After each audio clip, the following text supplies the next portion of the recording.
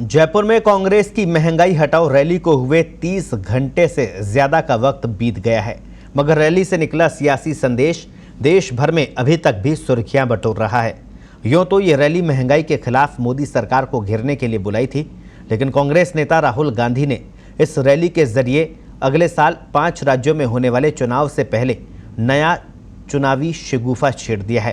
तो महंगाई के विरोध में बुलाई गई रैली कैसे पटरी से उतर गई और इस रैली के क्या सियासी मायने सामने आए, देखिए हमारी इस खास रिपोर्ट में। स्पष्ट है, पूरी दुनिया देख रही है। किसान इस देश की नीति हटी, उसके बिना कुछ नहीं हो सकता। भाइयों और बहनों, महात्मा गांधी हिंदू, गोडसे हिंदुत्ववादी, मैं हिंदू हूं मगर हिंदुत्ववादी नहीं हूं। ये सरकार सिर्फ कुछ गिने चुने कांग्रेस की जयपुर में हुई महंगाई हटाओ रैली कई संकेत दे गई, या यूं कह सकते हैं कि बहुत से संदेश छोड़ गई। एक संदेश उनके लिए जिन्होंने भाजपा विरोधी गठबंधन के नेतृत्व के लिए ममता बनर्जी जैसे नाम आगे करने शुरू कर दिए। एक संदेश उनके लिए जिन्होंने कांग्रेस में गांधी परिवार के नेतृत्व की उपयोगिता पर ही सवाल करने शुरू कर दिए। गांधी परिवार में बिखराव की बात उछालने वालों के लिए भी संदेश दिया गया और कांग्रेस के नेतृत्व को लेकर असमंजस की स्थिति को भी दूर करने की कोशिश की गई। 5 राज्यों के विधानसभा चुनावों के लिए शंखनाद के रूप में हुई इस महंगाई विरोधी रैली की सफलता के लिए कांग्रेस शासित राज्य सरकारों के अलावा गांधी परिवार ने भी पूरी ताकत झोंक दी थी। मंतव्य एक ही लगा, कांग्रेस और गांधी परिवार की क्षमता पर छाई धुंध को साफ किया जाए।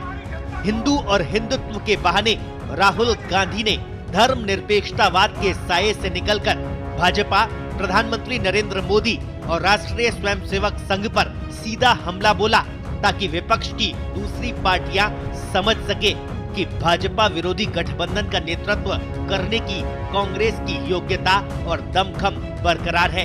पार्टी के भीतर कांग्रेस परिवार के प्रति विद्रोह की आवाज उठाने वालों को जवाब दिया गया कि पूरा गांधी परिवार एकजुट है, न कोई बिखराव है और न कमजोरी, और भविष्य में भी गांधी परिवार ही पार्टी का नेतृत्व करता रहेगा। सबसे बड़ा संकेत ये दिया गया कि राहुल गांधी ही अब कांग्रेस का नेतृत्व अध्यक्ष के रूप में करेंगे। सोनिया गांधी का अस्वस्थता के बावजूद राहुल के साथ आना और उनके भाषण पर तालियां बजाना, स्वयं नहीं बोलना, साथ ही प्रमुख भाषण राहुल गांधी का होना, यही संदेश दे रहा था कि अब वे ही कांग्रेस के नेता रहेंगे।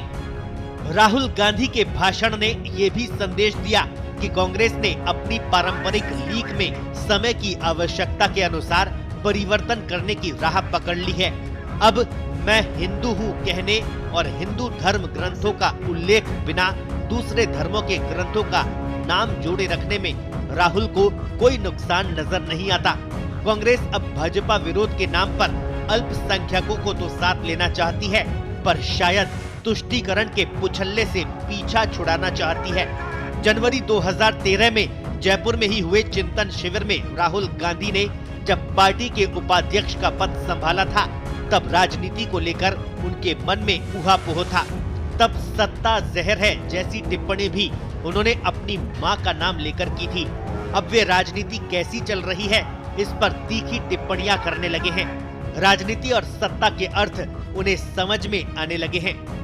राहुल का भाषण नए विषय लिए हुए और आक्रामक भी था, पर मंझे हुए राजनेता के लिए दूरदृष्टा और चतुर होना भी आवश्यक है। वे ये शायद नहीं समझ पाए कि उन्होंने कुछ मुद्दे उठाने के लिए गलत समय चुना। महंगाई विरोधी रैली में भाषण मुख्य रूप से महंगाई पर केंद्रित होना चाहिए था। हिंदुत्व को लेकर उन्होंने जो बातें कही, विधानसभा चुनाव के ठीक पहले ये मुद्दे उल्टे पड़ सकते हैं। भाजपा निश्चित ही इन्हें लपक लेगी। एक तरह से कांग्रेस ने उसकी झोली में ध्रुवीकरण को हवा देने वाले मुद्दे डाल दिए। पूछने वाले ये भी पूछेंगे कि नोटबंदी, कृषि कानून, महंगाई, जीएसटी, कोरोना जैसे जिन मुद्दों पर वे मोदी सरकार को कटघरे में खड़ा कर रहे हैं, उनके हल के लिए कांग्रेस शासित राज्यों ने क्या किया। स्पेशल रिपोर्ट, पत्रिका टीवी। मैं हिंदू हूँ मगर हिंदुत्ववादी नहीं हूं।